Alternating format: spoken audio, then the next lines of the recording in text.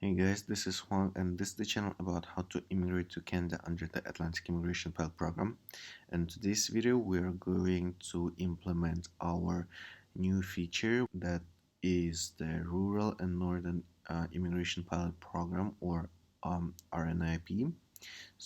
And in today's video, we're going to see what are updates and what are the main requirements in order to qualify for the RNIP. In order to be eligible under this program, you must meet all the requirements, such as get a recommendation from a designated community economic development organization, then have a qualifying work experience or have graduated from a publicly funded post-secondary institution in the recommended community, having a qualifying job offer, meet or exceed the minimum language requirements, then meet or exceed educational requirements, prove you have enough money to support your transition into the community, and intend to live in the community.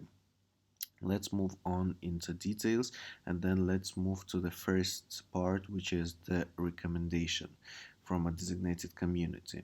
So you must get a recommendation from one of the communities participating in the pilot.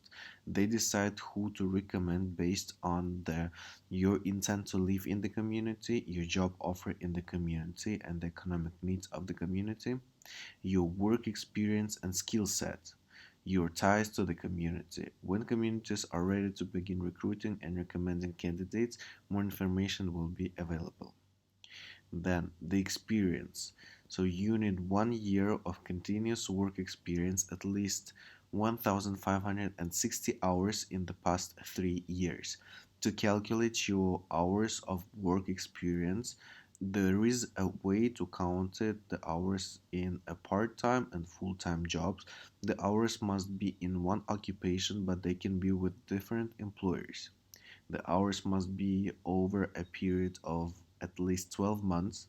These working hours can be inside or outside Canada. If you work in Canada, you must have been a temporary resident with authorization to work in Canada. Do not count hours you were not paid for, such as volunteering or unpaid internships. Do not count. Do not count hours when you were self-employed. Your work experience must include a substantial number of the main duties and all the essential duties listed in your national occupation classification, and the activities listed in the lead statement of your national occupational classification. Alright, so the next thing that you need to know is the job offer. You must have a genuine job offer to work in one of the participating communities. The job you're offered must meet all of these requirements, such as the job must be a full-time. This means you work at least 30 paid hours per week. The job must be non-seasonal. In general, this means you have consistent and regularly scheduled paid employment throughout the year. Your employment is permanent. This means that there is no set end date. The wage must meet or exceed the job bank minimum wage for your job offer national occupational classification, and your experience must demonstrate that you can perform the duties of the job offered. Then your skill level. Your job offer must be at the same skill level, one level above or one level below the national occupational classification that applies to your work experience. However, if your experience is in NOC skill level D, then the job you're being offered must be in the same occupation. So let's see on the example. As you can see here, start from the top, NOC 0, whatever you can call it, job offer, right? So your work experience can be in the NOC O or A, which is the lower one, right? So the NOC A job offer work experience in NOC O, A, or B. So it works one level above or one level below. And the last one, the NOCD, on the bottom, as you can see, work experience in the same occupation. This is the only NOC that needs experience in the same level.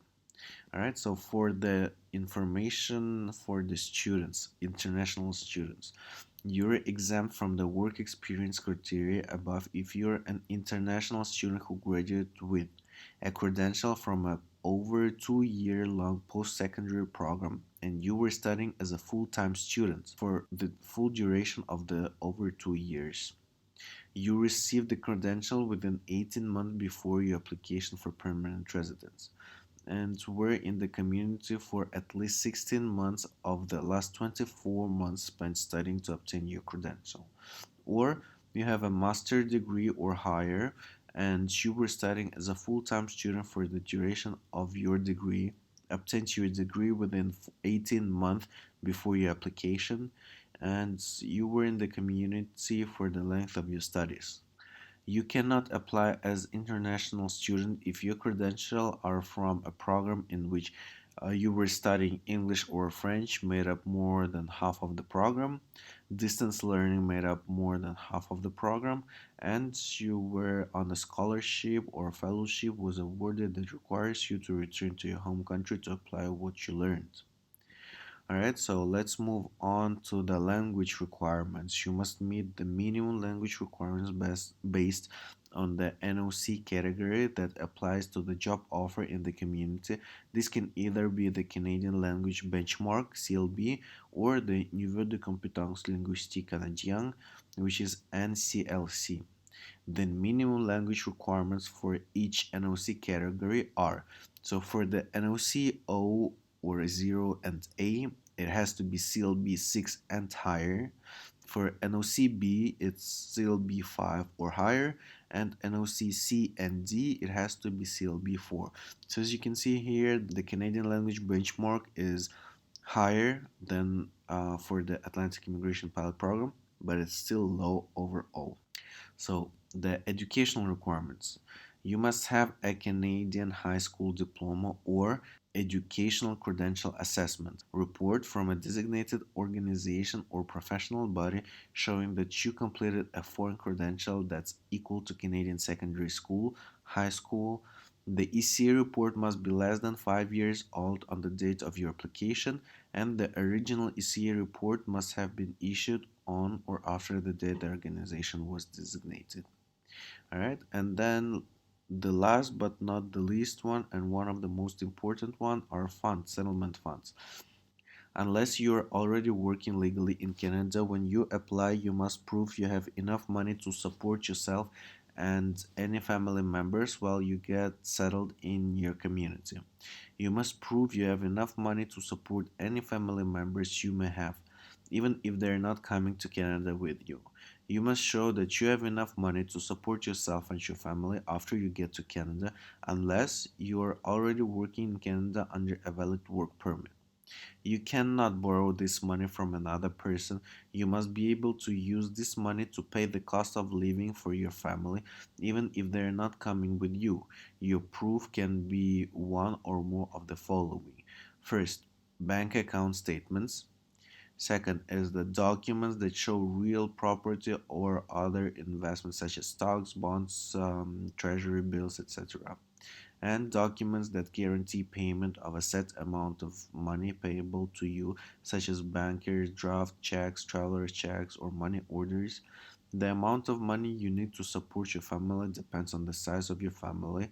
So, here on the table, as you can see, if you're traveling alone, again, the amount that is required to bring with you is higher than for the Atlantic Immigration Pilot Program again, but still you will be able to earn this amount of money and hopefully you have enough savings or other documents that show real property in order to prove that you are qualifying financially.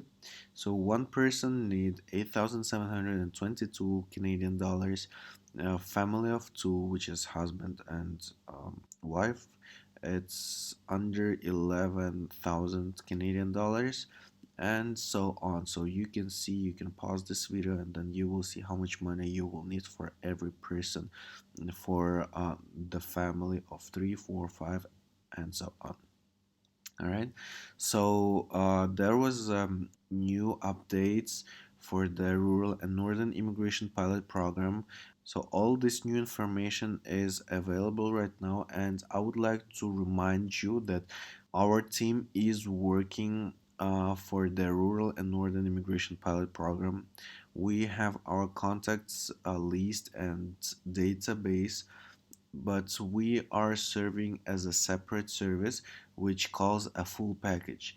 The full package includes all the services that we provide in the My Resume package, plus the Rural Northern Immigration Pilot Program, which is starting very soon. So stay updated and tuned because there are many employers that are ready to hire from outside of the country.